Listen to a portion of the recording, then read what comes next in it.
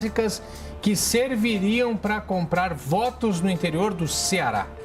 Já no Rio de Janeiro, um candidato ofereceu falsos comprovantes de residência para os eleitores mudarem o local de votação. E mais. Mísseis israelenses atingem área próxima ao principal aeroporto de Beirute. Itamaraty quer chegar amanhã a Beirute para resgatar brasileiros que pediram para sair do Líbano. Só que a chegada depende dos bombardeios que estão se aproximando do aeroporto. Operação identifica médicos que recebiam para trabalhar em hospitais públicos, mas atuavam ao mesmo tempo na rede privada. O prejuízo chega a 3 milhões de reais. Rio que passa por 4 estados está com menos de 1 metro de profundidade e peixes não resistem. Na série sobre eleições, como as cidades podem enfrentar problemas como as cracolândias. Para a gente lidar com a cracolândia, a gente precisa lidar com problemas estruturais. São eles a falta de moradia, a questão do encarceramento, a questão da proibição das drogas, 1000 questões em torno da saúde mental e do racismo estrutural que assola a nossa sociedade. Levantamento dá números ao que temos visto de fogo e fumaça. A Amazônia está sendo vítima da troca da floresta pelo pasto. Em quase 4 décadas, a área de pasto na Amazônia passou de 12 para 59 milhões de hectares, um aumento de mais de 360%.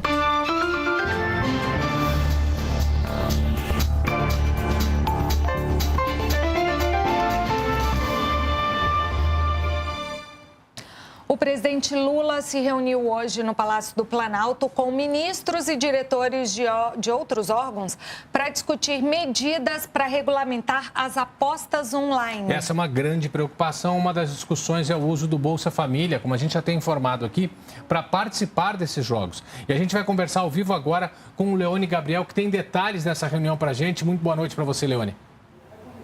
Boa noite, Porta Nova, boa noite, Ari, boa noite para você que nos acompanha.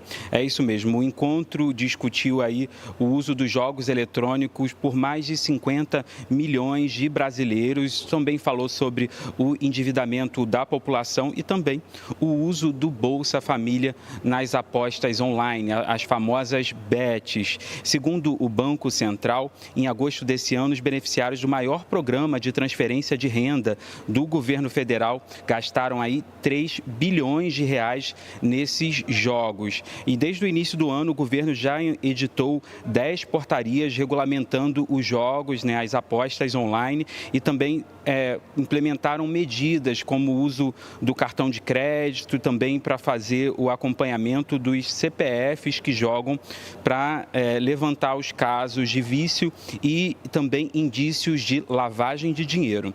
Bom, essa reunião terminou agora há pouco no Palácio do Planalto e entre as medidas anunciadas estão o impedimento de cadastro de crianças e adolescentes via internet e, além disso, também a necessidade de reforçar o atendimento à pessoa com vício em jogos. Os ministros disseram que vão editar uma portaria conjunta dos ministérios representantes para garantir que as novas regras sejam cumpridas. Entre elas estão, como por exemplo, o bloqueio do uso do cartão Bolsa Família para o investimento, enfim, para os jogos eletrônicos. O ministro Wellington Dias falou sobre isso. Vamos acompanhar. Nós temos um problema que atinge 52% da população adulta. Quando olhamos só o público do Bolsa Família, 17%. Então é disso que nós temos que olhar. Neste caso, a medida será adotada para coibir o uso de cartões, como cartões de crédito, e também adotada extensiva a regras para os cartões do Bolsa Família. O objetivo é coibir que se tenha a compra, o pagamento de jogos com dinheiro de benefício. Dinheiro de benefício é para necessidades como alimentação e outras da população. A Polícia Federal e o Ministério Público Estadual do Amapá deflagraram hoje uma operação para apurar suspeitas de esquema criminoso que fraudava a escala de serviço médico do Hospital Dr. Alberto Lima, na capital Macapá. A operação, batizada de Jaleco Fantasma, cumpriu 13 mandados de busca e apreensão. A investigação identificou que em uma das especialidades do hospital, os médicos faziam 2 escalas de plantão, uma oficial e outra paralela. Apenas parte dos plantões eram cumpridos, mas os profissionais recebiam pelas 2 escalas, com valores que totalizavam R$24 mil por mês. Os valores pagos indevidamente desde abril de 2022 chegam a R$3 milhões. A Justiça determinou o afastamento cautelar de 2 servidores. Os investigados podem responder por peculato, falsificação ideológica de documento público e organização criminosa. Morreu hoje o ex-senador e ex-prefeito do Rio de Janeiro, Saturnino Braga. Saturnino, que tinha 93 anos, estava internado desde a última sexta-feira num hospital da zona sul da cidade por causa de uma pneumonia. Roberto Saturnino Braga era carioca, engenheiro de formação e herdou do pai o interesse pela política. Foi eleito em 1963 como deputado federal pelo estado do Rio. Foi também senador durante uma década, entre os anos de 1975 e 1985, quando venceu a campanha para a Prefeitura do Rio pelo Partido Democrático Trabalhista, o PDT. Foi o primeiro prefeito escolhido de forma democrática depois da ditadura. Ficou à frente da cidade entre os anos de 1986 e 1989. E aí se manteve na política como vereador e voltou ao Senado, onde ficou até 2007, quando então deixou a política. Uma operação identificou a distribuição irregular de cestas básicas no interior do Ceará. De acordo com o Ministério Público, era um agrado em troca de votos. Pois é, a gente vai acionar agora a TV Ceará, emissora da Rede Nacional de Comunicação Pública. O Elmar Lima está com a gente na tela. Elmar, muito boa noite para você. Oi, Porta Nova, muito boa noite para você, boa noite a todos que acompanham o Repórter Brasil. É isso mesmo, de acordo com o Ministério Público Eleitoral, por meio da 33ª Promotoria Eleitoral, que fica no interior do estado, 650 cestas básicas seriam utilizadas em troca de votos. Isso aconteceu no município de Canindé, que fica no sertão central cearense, interior do estado, a pouco mais de 120 quilômetros aqui da capital cearense. O Ministério Público Eleitoral chegou até esse material por meio de denúncia. Após investigação, acionaram a Polícia Civil e chegaram até uma residência aparentemente inabitada, mas lá estavam as 650 cestas básicas. É bom a gente ressaltar que Canindé é um município pobre, que tem um IDH baixo e vive quase que exclusivamente de um turismo religioso, porque é muito forte lá São Francisco das Chagas. Então, essa troca de votos, essas cestas básicas fariam toda a diferença e poderiam se definir os rumos de votos de eleitores de pessoas em vulnerabilidade social. Preventivamente, essas cestas básicas foram recolhidas, vai ficar no prédio da polícia até que passe a eleição no próximo domingo, dia 6 de outubro. Enquanto isso, a polícia e o Ministério Público Eleitoral investigam para tentar identificar quem são os donos ou quem é o dono dessas cestas básicas e então imputar ou não esse crime eleitoral. O certo é que o que foi planejado, felizmente, não será executado nessa compra de votos. Mas a gente continua acompanhando o caso e traz qualquer detalhe aqui no Repórter Brasil. Volto com vocês. Obrigada, Valeu, Elmar. obrigado, Elmar. Bom, pelo menos 9 estados vão proibir a venda de bebidas alcoólicas no domingo, dia da votação. Essa é uma decisão das autoridades de segurança pública e eleitoral que fica a cargo de cada estado ou município. A ideia é reduzir danos que possam ser provocados pelo consumo de álcool e prejudicar o processo eleitoral. Os detalhes estão no site da Agência Brasil, o endereço é agenciabrasil.ebc.com.br. Mais de 90% das áreas desmatadas na Amazônia foram desmatadas para quê? Para abertura de pastagens. A informação foi divulgada hoje pela Rede Map Biomas, que analisou imagens de satélite obtidas entre 1985 e 2023.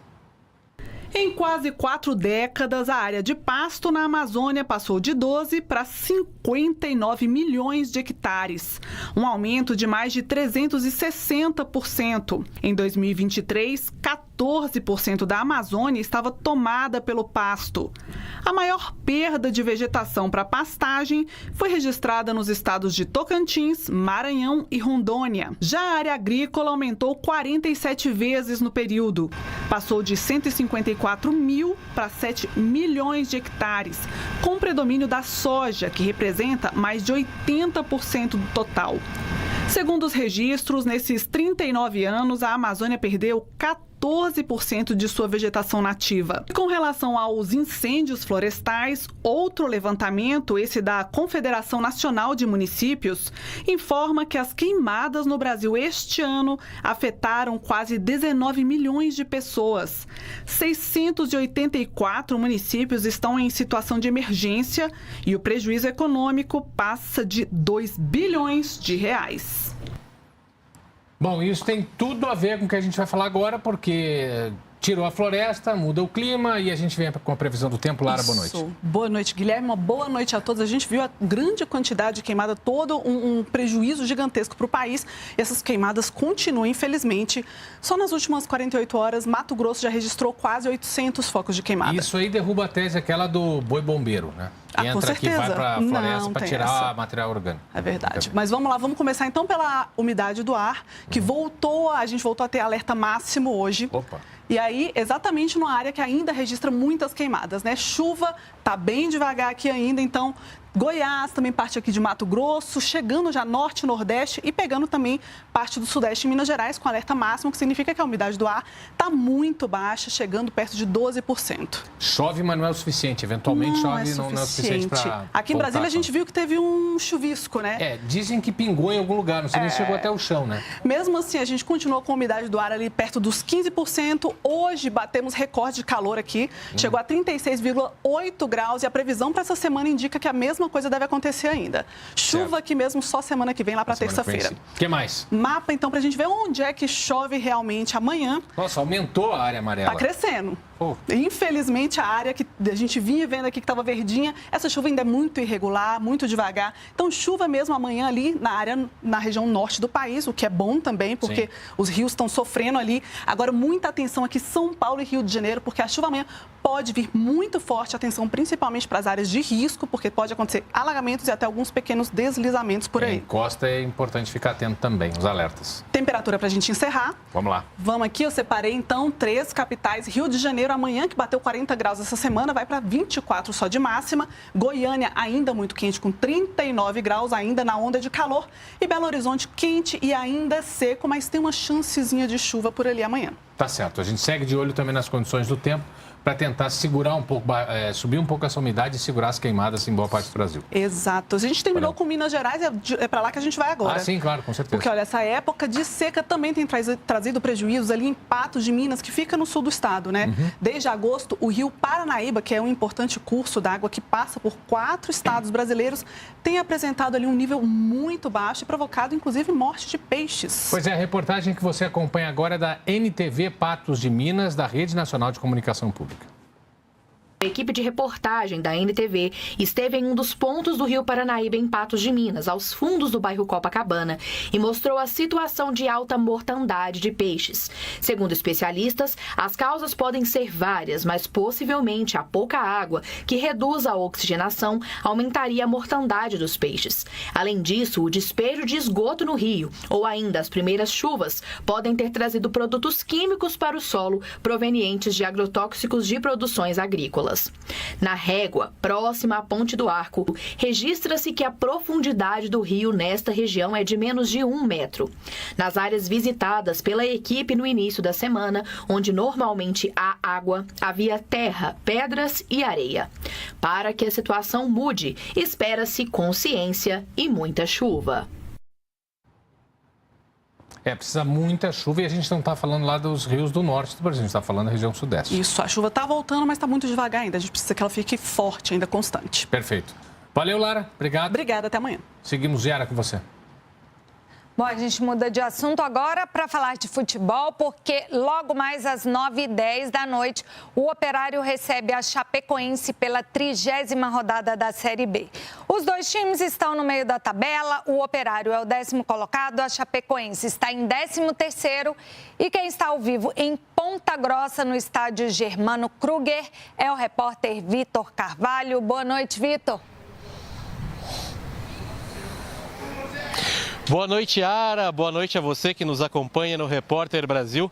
Como você disse, duas equipes de meio de tabela, mas que têm aspirações maiores nessa competição. A Chapecoense começou muito mal o campeonato, saiu agora da zona de rebaixamento, mas é embalada. São 4 vitórias nos últimos 5 jogos. Tem expectativa de brigar, quem sabe, por um G4 e voltar à Série A. E o Operário sempre esteve ali no meio da tabela, às vezes perto do grupo dos 4 primeiros. É uma equipe que vem de derrota contra a equipe do Santos fora de casa, mas dentro de casa é sua fortaleza. Venceu os últimos 2 jogos dentro de casa. É uma equipe que tem o apoio do seu torcedor, inclusive com a expectativa de uma noite fria aqui em Ponta Grossa, por volta dos 15 graus, mas com pelo menos 4.000 torcedores apoiando o Fantasma. O Operário que vai ter a volta do goleiro Rafael Santos, que é o capitão, e com certeza vai ajudar a empurrar muito a equipe aqui de Ponta Grossa para buscar os 3 pontos. E a Chapecoense, olha, é um visitante que incomoda, venceu os últimos 2 jogos fora de casa e pode sim também buscar a vitória, viu, Yara? Obrigada. Bom, fica aí o convite, né, Guilherme? Segue todo mundo de olho no futebol mais tarde, mas agora a gente volta a falar de um assunto que chamou atenção em São Paulo. O incêndio atingiu hoje à tarde um dos prédios mais icônicos da capital paulista. O edifício Copan fica na região do centro histórico da cidade. A fumaça branca aí saiu do prédio, assustou moradores e também quem passava lá pela região. 8 viaturas do Corpo de Bombeiros foram até o local e, de acordo com a corporação, o fogo teria iniciado em um dos apartamentos de um dos blocos onde ficam as kitnets. Ninguém ficou ferido. Ainda não se sabe a causa desse incêndio, que foi controlado. O edifício Copan é um dos mais importantes e emblemáticos da capital paulista. Fica na Avenida Ipiranga. Foi inaugurado em 1966. São mais de 1.100 apartamentos, compondo um condomínio que é um dos símbolos da arquitetura moderna brasileira, concebido pelo arquiteto Oscar Niemeyer. Hora do intervalo e no próximo bloco a gente vai falar um pouco sobre o Cid Moreira, que morreu hoje. Pois é, nos deixou o Cid Moreira, apresentador aí, famosíssimo. A gente traz os detalhes em 2 minutos.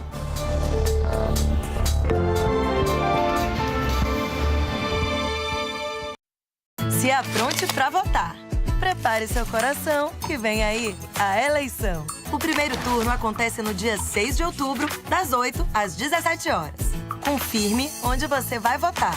Leve um documento com foto, deixe seu celular no local indicado. E pode levar uma colinha com os números dos candidatos. Vote para vereadora ou vereador e depois para prefeita ou prefeito. Para quem veio até aqui, só faltou o pililili. Justiça Eleitoral, a justiça da democracia. Em campo, na TV Brasil, o Brasileirão Série B ao vivo.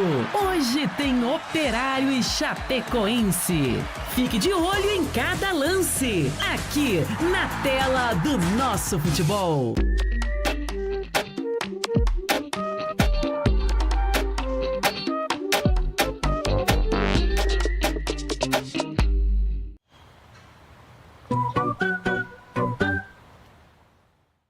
Médicos, farmacêuticos, dentistas, médicos veterinários. O Serviço Militar tem uma nova missão para vocês. Apresente-se no quartel mais próximo de agosto a novembro e seja um oficial de saúde das Forças Armadas. Prepare-se para expandir seus horizontes e adquirir novos conhecimentos. Cumpra sua nova missão. Apresente-se. Ministério da Defesa, Brasil, União e Reconstrução. Bora de futebol? Bora. O que acontece quando torcedores de 2 times rivais se encontram? Nada não. Não rola fortalecer? Claro que sim. Mas antes vai rolar competição. Atenção. Não vacila. Não e confusão na certa. Caramba, viu? Vai tomar banho. Vai lá. Yes! Bola pra frente. Sexta, 11h30 da noite.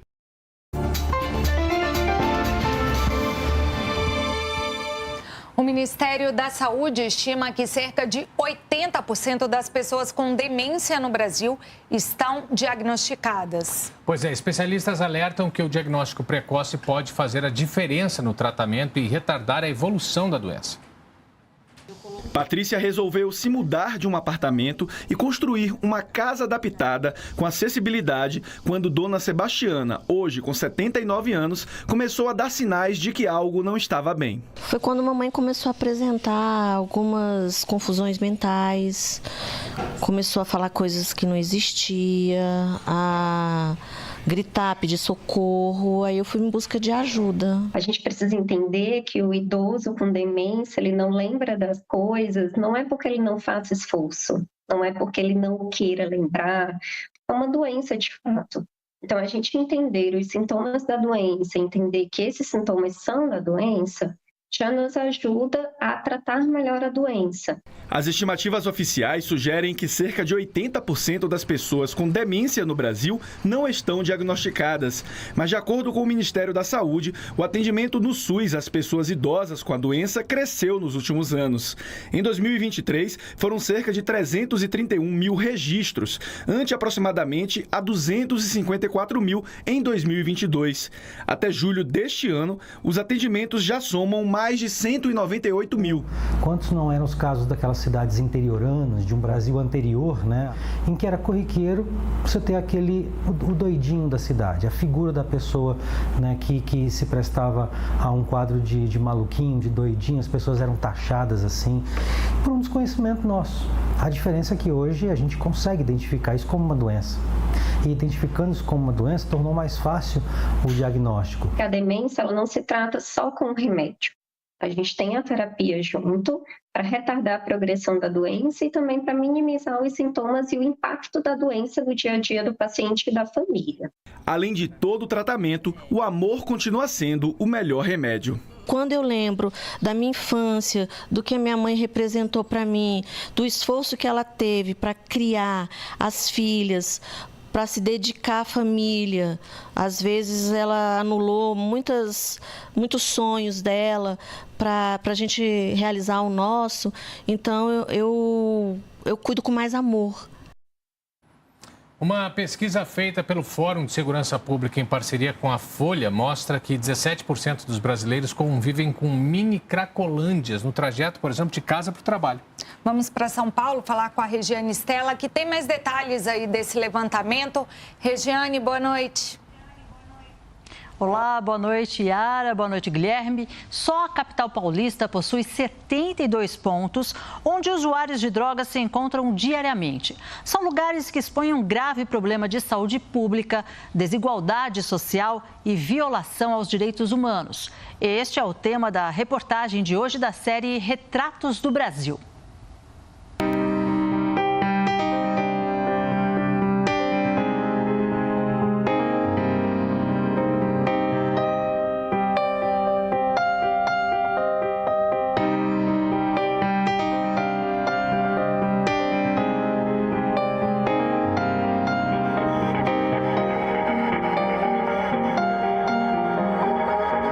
Ferreira viveu por anos nas ruas de São Paulo e por muito tempo fez uso abusivo de drogas.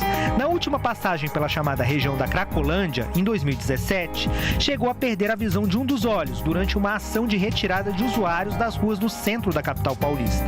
À época, a Guarda Civil Metropolitana justificou a ação como combate ao tráfico de drogas. O que o Estado me trouxe? Me deixou deficiente, né? Enquanto uma ação do poder público deixou Cleiton com deficiência visual, uma outra política pública o ajudou a sair das ruas. Após o episódio na Cracolândia, Dentinho, como é chamado pelos amigos, foi beneficiado por uma iniciativa da prefeitura que oferecia moradia, trabalho e renda.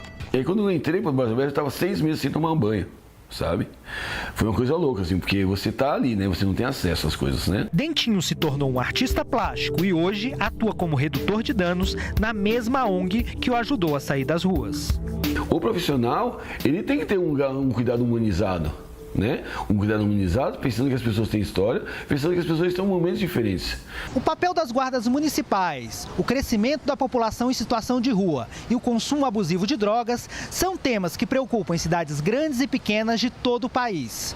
Todos eles intimamente ligados aos direitos humanos, que no dia a dia das cidades não são um conceito abstrato, mas um conjunto de garantias que pode fazer diferença na vida das pessoas. Só é ofertado internação.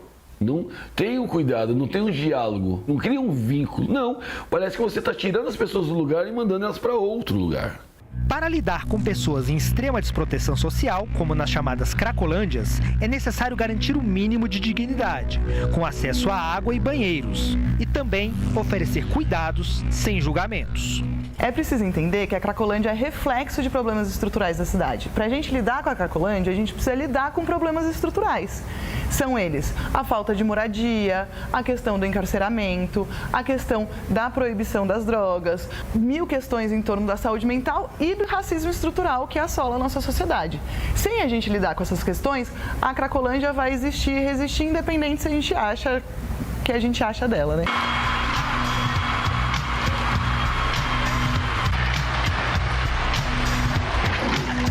A discussão sobre as cracolândias, realidade em várias cidades brasileiras, e a população em situação de rua passa necessariamente por repensar o papel das instituições destinadas a garantir a segurança pública nas cidades. Tem que pensar em formas alternativas, né, do papel da segurança pública, mesmo da estratégia da segurança pública, e essa conversa permanente com as guardas civis para tentar entender qual é a lacuna, o que falta, o que eles poderiam ajudar, e não meramente encher o pessoal de fuzil e botar eles fazendo um trabalho complementar e correndo o risco até de empurrar esses caras para o crime também. Para esse especialista, é necessário que as políticas públicas em todas as áreas sejam sempre pensadas pela lógica dos direitos humanos. Quando a gente olha direitos humanos, é preciso entender que eles são universais e interdependentes. Isso está na teoria dos direitos humanos, mas o que é isso na prática? Na prática quer dizer que onde eu estudo tem a ver depois com onde eu vou trabalhar, tem a ver como é que eu tenho lazer na minha vida, como é que funciona o meu bairro e os serviços públicos que chegam. Tudo isso está interconectado. E é essa visão que a gente precisa ter de direitos humanos, daquilo que é fundamental para nós no dia a dia.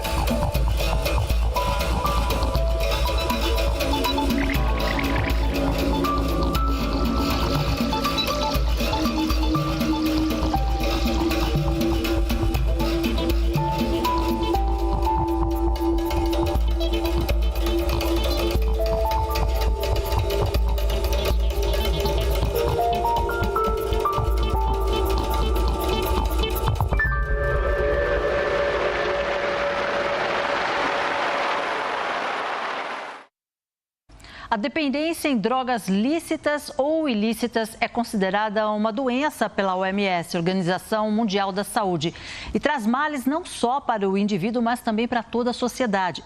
O consumo a longo prazo é associado a mais de 200 problemas de saúde e ainda é fator de risco relevante para violência e acidentes. Para falar sobre esse assunto, eu recebo hoje aqui no estúdio do Repórter Brasil de São Paulo o advogado e sociólogo Rodrigo Nicobim. Boa noite, doutor. Muito obrigado pela sua presença aqui. Boa noite, Regiane. É um prazer estar aqui. Obrigada. Quais seriam aí os principais desafios enfrentados pelas políticas públicas para lidar com a Cracolândia, como a gente viu aí na reportagem? Eu acho que, antes de mais nada, é sempre importante pontuar que lidar com a Cracolândia, antes de qualquer coisa, é importante deixar muito claro que a Cracolândia ela é um território. Ela é uma cena de uso de drogas a céu aberto e a maior, no caso, da América Latina, e como todas as outras cenas de uso de drogas, nesses locais os indivíduos se juntam, né? Ou seja, o principal fator aglutinador é o uso de drogas, mas nesse contexto de uso também relações sociais são desenvolvidas entre esses indivíduos, ou seja, existe uma troca que gera durante essas relações, um movimento identitário entre esses indivíduos que, no primeiro momento, embora tenham ido para aquele local para fazer o uso, continuam também em função dos vínculos que eles desenvolveram ali. Estabelecem amizades, relacionamentos, às vezes até casam entre si. A gente, também. Às vezes, vê pessoas, mulheres grávidas ali, né? E aí, o que fazer sobre isso? Assim, há uma saída? A repressão, a gente já viu que não é uma solução. De fato, a repressão e a resposta ela é empírica, né? Nos últimos 30 anos não foi uma alternativa que surtiu um efeito. A Cracolândia está aí desde os anos 90, já completando seus 30 anos, e a repressão não surtiu efeito. O que sim foi demonstrado, até a partir de experiências de outros países, é que não só o tratamento psicossocial, mas tem também a ver políticas públicas pelo Estado para garantir que essas pessoas tenham acesso à renda, acesso à moradia. Ou seja, é importante que essas pessoas sejam integradas na sociedade e tenham ocupações e, pouco a pouco, o uso da droga passe a preencher um espaço cada vez menor na vida delas. Ou seja, ocupar a mente literalmente, né? Ter uma atividade, se preocupar com pequenos detalhes como lavar a louça, arrumar a cama, trocar a resistência do chuveiro. Eu tenho a minha ocupação, o meu trabalho, tenho responsabilidade. Tudo isso faz com que a pessoa, pouco a pouco, volte e consiga restabelecer os vínculos que ela tinha já. Talvez tivesse anteriormente. O SUS oferece tratamento para essas pessoas, mas é algo descentralizado, né? Que é algo para cada município. O que seria isso, doutor? O Sistema Único de Saúde, o SUS, ele tem origem na Constituição de 38 e ele é regulamentado pela Lei Orgânica da Saúde.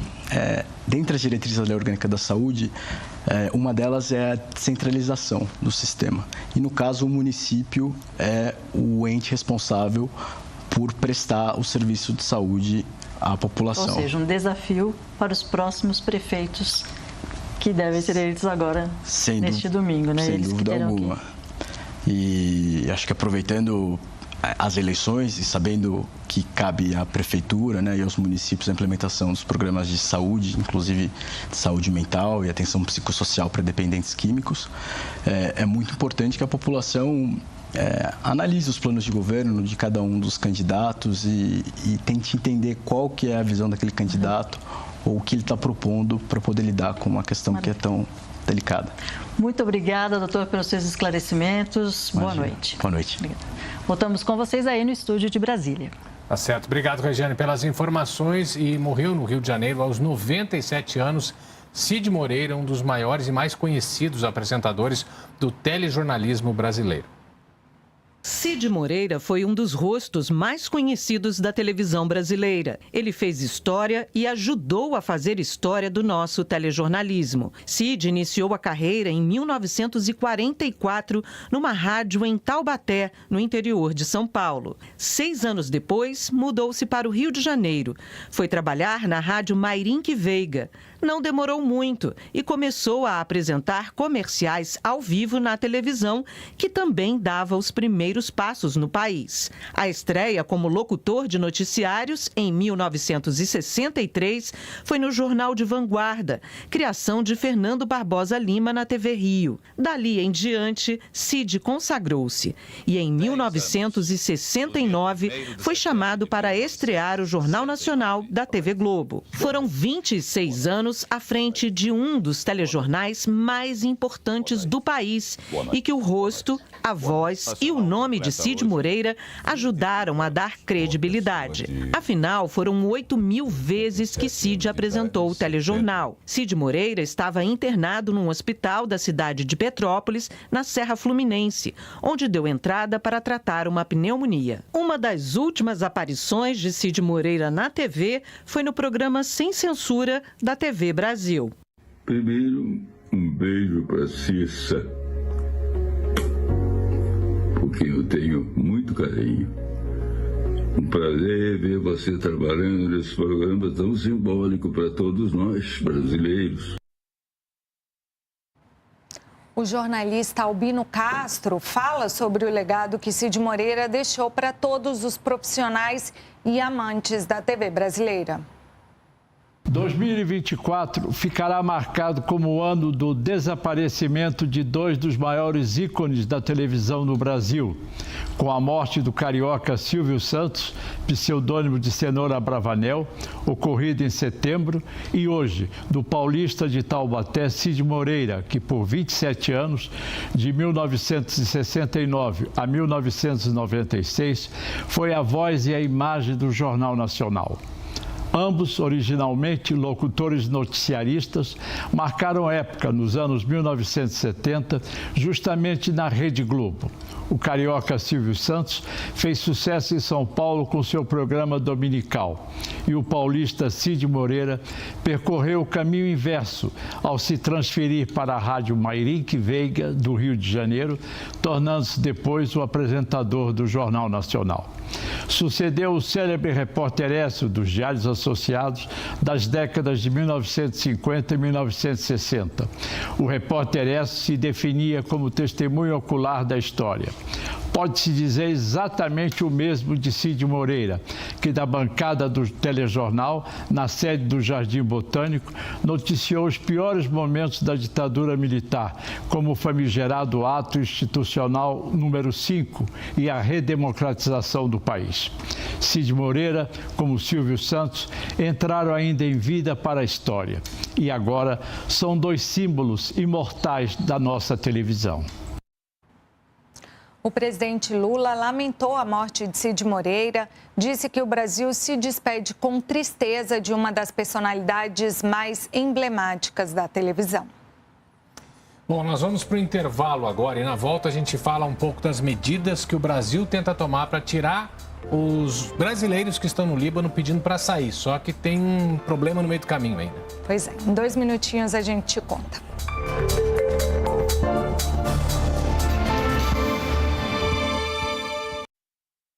Amanhã, no Brasil Visto de Cima.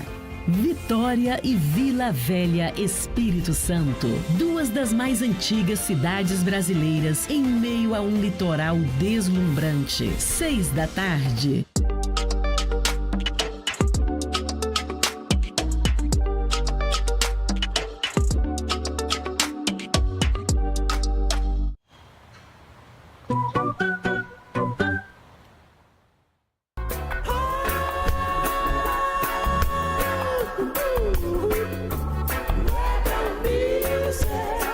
Gilberto Gil numa homenagem a Bob Marley.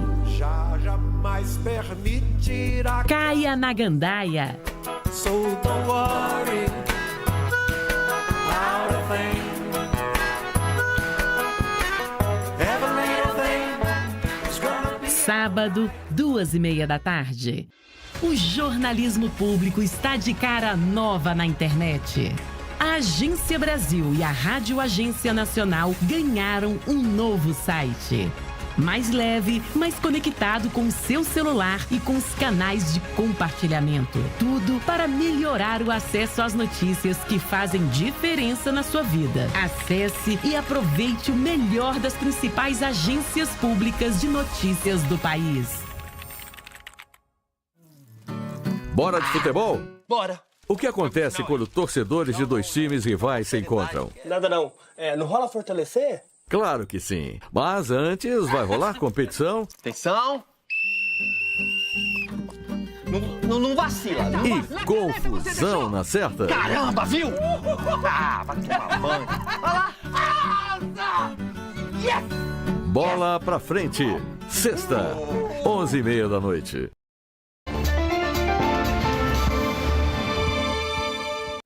O governo explicou agora há pouco os detalhes da repatriação do primeiro grupo de 220 brasileiros no Líbano. O avião KC-30 deve partir nas próximas horas de Portugal em direção a Beirute. Pois é, a expectativa é que esse avião pouse amanhã no Líbano por volta das 4 horas da tarde, horário local, ou 10 horas da manhã, horário de Brasília, dentro de uma janela definida pelo país do Oriente Médio. Tem que ter uma autorização, a área está em guerra. Eles devem chegar, então, ao Brasil no começo da manhã de sábado. A Força Aérea Brasileira disse que tem capacidade para resgatar até 500 pessoas por semana, caso as condições do conflito permitam. O chanceler Mauro Vieira informou que está em constante contato com autoridades locais e avalia rotas alternativas em caso de imprevistos. Veja o que ele disse. Estamos trabalhando nesse momento com esta rota, com as janelas que as autoridades libanesas nos estão dando e que são as mais convenientes para a localização atual do avião e para o retorno. Evidentemente que antes do início de cada operação, as condições têm que ser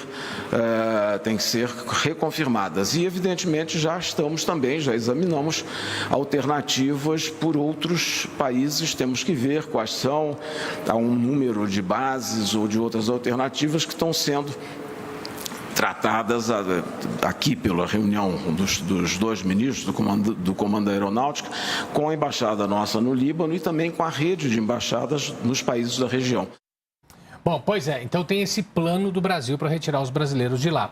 E a gente continua falando sobre a situação no Oriente Médio, que se agrava a cada dia. Hoje, soldados libaneses dispararam pela primeira vez contra Israel, depois que uma base do exército foi atacada. E na capital, Beirute, bombardeios causaram mortes e destruição bem no centro da cidade. Estrondos foram ouvidos no centro de Beirute nas primeiras horas do dia. Foi a primeira vez que o coração da capital libanesa foi atingido. Ao menos 9 pessoas morreram nos ataques. No sul do país, mais bombardeios. Israel ordenou que moradores de outras 25 cidades do sul abandonassem suas casas em direção ao norte. Segundo as Nações Unidas, neste momento já existem no Líbano cerca de 1.200.000 deslocados. Isso significa que mais de 1 em cada 5 moradores do país teve que fugir de casa. Países como Grécia, Turquia, Rússia e Espanha enviaram aviões para resgatar cidadãos. Já quem tenta sair por conta própria tem dificuldades. As companhias aéreas British Airways, Lufthansa e KLM anunciaram hoje a suspensão de voos em todo o Oriente Médio. Elas se juntam a pelo menos outras 7 empresas que já tinham interrompido operações na região. Em 2 semanas, os ataques israelenses causaram a morte de quase 2.000 pessoas no Líbano, incluindo 2 brasileiros. Segundo o ministro da Saúde do país, entre as vítimas, 127 eram crianças. Quase 10.000 libaneses ficaram feridos. E a Organização Mundial de Saúde fez um alerta hoje sobre a situação dos trabalhadores da área. Segundo a OMS, só nas últimas 24 horas, 28 médicos morreram enquanto tentavam salvar a vida de pessoas atingidas por mísseis. Hoje também o exército libanês disparou pela primeira vez contra soldados israelenses. O ataque ocorreu depois que o exército de Israel atingiu uma base do exército libanês. Até agora, Israel vinha lutando apenas contra integrantes do Hezbollah. O grupo tem um braço político que faz parte do parlamento libanês e outro braço armado que é apoiado pelo Irã. Do lado israelense, autoridades disseram ter interceptado drones lançados pelo Hezbollah contra o país, mas disseram que ninguém ficou ferido no ataque. Na Síria, explosões e fogo foram vistos próximo a uma base aérea. Autoridades disseram que 30 mísseis foram lançados por Israel e que a Rússia chegou a interceptar alguns projéteis. Ainda sobre o conflito no Líbano, agora à tarde o preço do petróleo disparou e chegou a $77 o barril. A alta ocorreu depois que o presidente dos Estados Unidos, Joe Biden, afirmou que está analisando, junto com Israel, bombardear refinarias de petróleo no Irã como retaliação aos ataques de Teherã contra Israel. Ele foi questionado por um repórter se Washington apoiaria uma ação assim de Israel. Em resposta, ele disse: sim, estamos discutindo isso. Bom, agora há pouco, e aqui a coisa começa a se complicar, inclusive para o plano brasileiro, provavelmente, também houve um ataque com grandes explosões próximo ao principal aeroporto de Beirute. O bombardeio ocorreu por volta da meia-noite no horário local, minutos depois que um avião comercial da Middle East Airlines decolou com destino a Dubai. Uma região no subúrbio da capital também foi atingida pouco antes. O exército israelense havia ordenado a moradores de 2 edifícios na região que abandonassem suas casas. Esse bombardeio próximo do aeroporto, segundo as informações, não atingiu o aeroporto de Beirute, mas a situação fica mais complicada e mais próxima de onde o Brasil quer resgatar os brasileiros que querem sair da região. Bom, a gente volta aqui para o Brasil para falar de eleições, né? Faltam 3 dias para as votações aí das eleições municipais, mas ainda tem gente que vai aproveitar esses últimos momentos para escolherem quem votar, para prefeito ou vereador. Faltando pouco para as eleições, muita gente ainda não definiu o voto, tanto para prefeito quanto para vereador. Em todo o Brasil, são 463 mil candidatos, segundo o Tribunal Superior Eleitoral. 15.573 candidatos a prefeito e 431 mil a vereador. Na reta final, vale buscar informações para escolher os representantes. Os processos de escolha de cada eleitor são diferentes. Uns preferem pesquisar na internet, em jornais, revistas ou assistir pela televisão, ou ainda conversar com amigos e conhecidos. Meu processo de escolha vai em o que eles podem me dar de retorno, em que ajuda eles podem me dar. Então, com certeza, já tenho eles aqui comigo. Já tenho meus candidatos definidos e é mais uma pesquisa, né? É online mesmo, a gente consegue fazer essa pesquisa e definir o nosso candidato de acordo com o que a gente acredita. Já escolhi meus candidatos, eu procuro na internet os planos que cada um tem, que eles estão prometendo aí. Também gosto de pesquisar a vida deles, o que eles fizeram. Para este cientista político da Universidade Federal Fluminense, é importante o eleitor se preparar da melhor forma possível para exercer com responsabilidade o direito ao voto. Acho que é muito importante que antes de votar o eleitor anote o número, né, do seu candidato, conheça as propostas dele, não deixe tão para cima da hora para escolher um bom vereador, um bom prefeito para a cidade. Pois é, e ainda no Rio de Janeiro, a Polícia Federal realizou uma operação para combater fraudes na mudança de domicílio eleitoral. A gente vai até o Rio de Janeiro falar com Maurício de Almeida, que tem as informações sobre essa operação. Maurício, conta pra gente. Boa noite. Boa noite, Yara. Boa noite, Porta Nova. A Polícia Federal cumpriu 6 mandados de busca e apreensão na operação que foi chamada de Nômade Eleitoral. Esses mandados foram cumpridos no bairro de Santa Cruz, aqui na zona oeste do Rio de Janeiro, e também na cidade de Itaguaí. Para quem não conhece, Santa Cruz fica justamente no limite do município do Rio com Itaguaí. De acordo com a investigação da Polícia Federal, o candidato a vereador em Itaguaí teria utilizado de uma prática ilegal para transferir títulos de eleitores que moram aqui em Santa Cruz para o município de Itaguaí. Dessa forma, pessoas que moram no Rio de Janeiro votariam em Itaguaí, o que não é permitido por lei.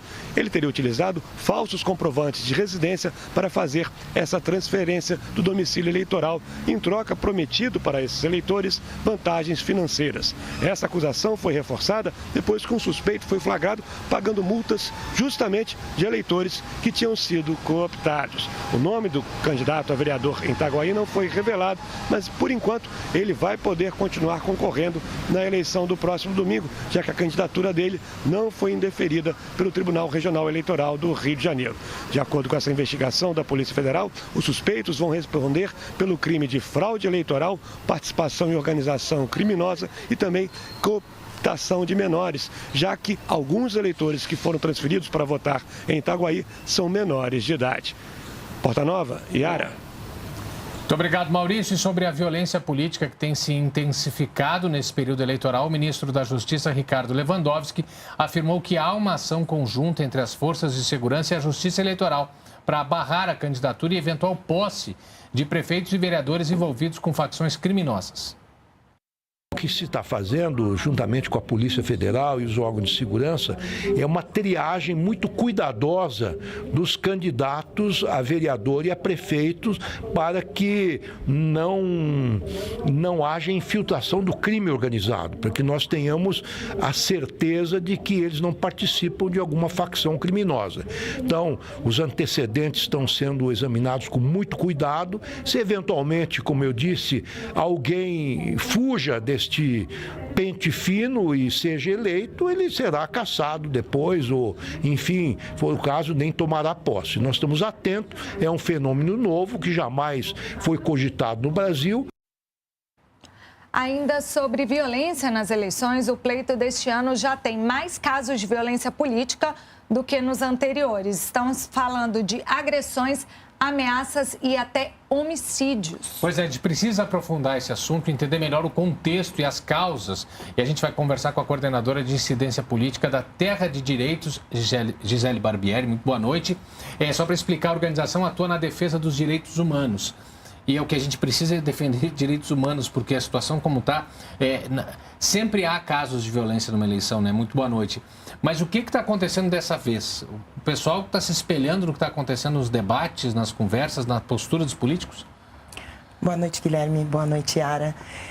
Bom, desde que nós começamos essa série histórica de analisar esse fenômeno da violência política, né, com episódios ocorridos desde 2016, a Terra de Direitos, junto com a Justiça Global, que é outra organização de direitos humanos do Rio de Janeiro, nós percebemos que existe uma naturalização deste fenômeno.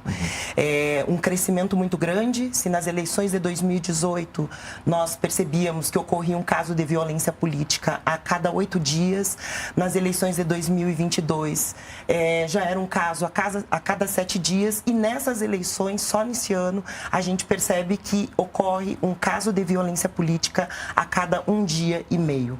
Então, nós temos casos gravíssimos, já 14 assassinatos ocorridos somente nesse período, que é o período pré-eleitoral. E então, a gente percebe também que depois de contabilizar os casos que já vêm ocorrendo no período eleitoral, que começou em 16 de agosto, nós vamos ter, com certeza, um ano muito violento e um dos períodos eleitorais mais violentos no Brasil. A gente está falando de deixar de ser um adversário para ser um inimigo, né, Gisele? Mas, assim, no caso das mulheres, por exemplo, a pesquisa mostra que é um tipo de violência muito específico, não é isso? Exato. Isso também, fazer essa série histórica nos ajudou a identificar as especificidades da violência política contra as mulheres. As mulheres já estão num número muito menor nos espaços de representação e poder, têm dificuldades já anteriores para chegar a esses espaços, porque também são vistas como pessoas que cuidam da casa, cuidam dos filhos, enquanto os homens estão já nesses espaços de disputa há muito tempo. Quando elas conseguem ou tentam chegar a esses espaços de poder e decisão, elas sofrem uma violência desproporcional.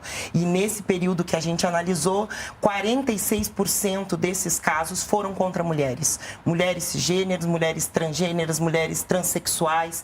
Então, a gente percebe que essa violência se dá de uma forma desproporcional. E quando a gente está falando de mulheres negras, a gente percebe que existem especificidades muito grandes, porque são especificidades que se aliam, inclusive, ao racismo. Então, é um cenário muito difícil. E também tem um dado que a gente já conseguiu trazer nessa pesquisa também, que as ofensas, por exemplo, dirigidas às mulheres, em mais de 60% dos casos, elas ocorrem nos ambientes parlamentares. Então, significa que elas já têm dificuldade para estarem nesses locais, e quando elas chegam, também, muitas vezes, os homens, que são os maiores agressores, né, eles tornam esses espaços como os espaços insuportáveis para essas mulheres, para que elas também desistam de estar nesses espaços. Uma coisa que chama atenção também é que em outros momentos da história política brasileira, a gente acompanha política já há bastante tempo, sempre havia uma contenção quando algo saía, vamos dizer assim, daquela liturgia do processo, né? Então o próprio candidato ia a público e dizia assim, calma gente, não é assim. E isso, eu não vejo mais isso. Os próprios titulares dessas disputas não agem para conter os ânimos dos seus apoiadores. O que está acontecendo? É porque o fenômeno da violência política, ele é utilizado, né, para que as pessoas alcancem objetivos políticos. Então, quando eles percebem também que utilizar desse tipo de recurso, de ferramenta, de instrumentos de violência, também traz vantagens políticas, por isso que a gente diz que há uma naturalização desses casos. E também é preciso que o Estado dê respostas à altura para esse fenômeno. Então, nós temos avanços significativos, como a própria lei específica de violência de gênero, de violência política de gênero, aprovada em 2021, mas os próprios partidos políticos ainda não se adequaram a essas legislações, né? Tem dificuldades para, inclusive, cumprir aquela cota mínima de candidaturas de mulheres, de pessoas negras dentro dos partidos, e aí o Estado não dá respostas à altura a esse fenômeno. Então, acontece essa naturalização e as pessoas acabam percebendo que existe também uma vantagem em se utilizar desse instrumento. Gisele, dá para dizer que a internet amplificou essa violência? Com certeza, porque também não existe uma legislação muito específica para esse tipo de violência política que é feita no ambiente da internet, e nós temos algumas derrotas, né? Como, inclusive, a manutenção que foi feita esse ano de um veto na lei, a antiga Lei de Segurança Nacional, em que não se criminaliza fake news, por exemplo, né? Então, muitos candidatos, a gente ainda não tem como mapear, né, o impacto dessas fake news, mas a gente tem visto que as pessoas têm utilizado das redes sociais, de internet, para produzir, além de discursos de ódio, notícias falsas, que também são muito prejudiciais nesse processo democrático. Perfeito, Gisele. Muito obrigado pelas informações. A gente vai voltar esse tema até o final do segundo turno, com certeza vai voltar a falar disso. Eu queria agradecer a sua atenção com a gente. Pena que o tempo é curto, assunto interessantíssimo. Muito obrigado, viu? Boa noite. Agradeço ao espaço concedido. Obrigada, Gisele. Bom, e votar é um direito e uma das formas de exercer a cidadania, mas quem não puder comparecer às urnas no próximo domingo deve justificar a ausência. Isso porque as consequências de não justificar vão além do pagamento de uma multa. Não comparecer a 3 turnos de votação seguidos e não resolver a pendência com a Justiça Eleitoral gera o cancelamento do título de eleitor e, consequentemente, restrições ao cidadão, que não poderá obter passaporte nem carteira de identidade, se inscrever em concurso público, tomar posse ou receber salário de emprego público, fazer matrícula em universidades públicas, obter empréstimo em estabelecimentos governamentais de crédito e até praticar ato para o qual seja exigida a quitação do serviço militar ou a declaração de imposto de renda. Então, quem estiver fora do domicílio eleitoral na data do pleito poderá, no mesmo dia e dentro do horário da votação, justificar a falta pelo aplicativo e-Título em locais de votação e em locais exclusivamente para justificativa, divulgados pelos TRS e pelos cartórios eleitorais. Para fazer a justificativa após o dia da eleição, o eleitor tem, além das zonas eleitorais e do aplicativo de celular, os sites do TSE e dos TRS. As datas limite são 5 de dezembro para ausência no primeiro turno deste ano e 7 de janeiro de 2025 para falta no segundo turno. E uma dica importante que a gente vai repetir bastante aqui na programação é, antes de sair para votar, conferir o local de votação, sempre vale a pena para você não ter nenhum contratempo aí. Uma última notícia agora, a Justiça Federal concedeu liminar para suspender a divulgação dos resultados das provas do Bloco 4 do Concurso Público Nacional Unificado, conhecido como Enem dos Concursos.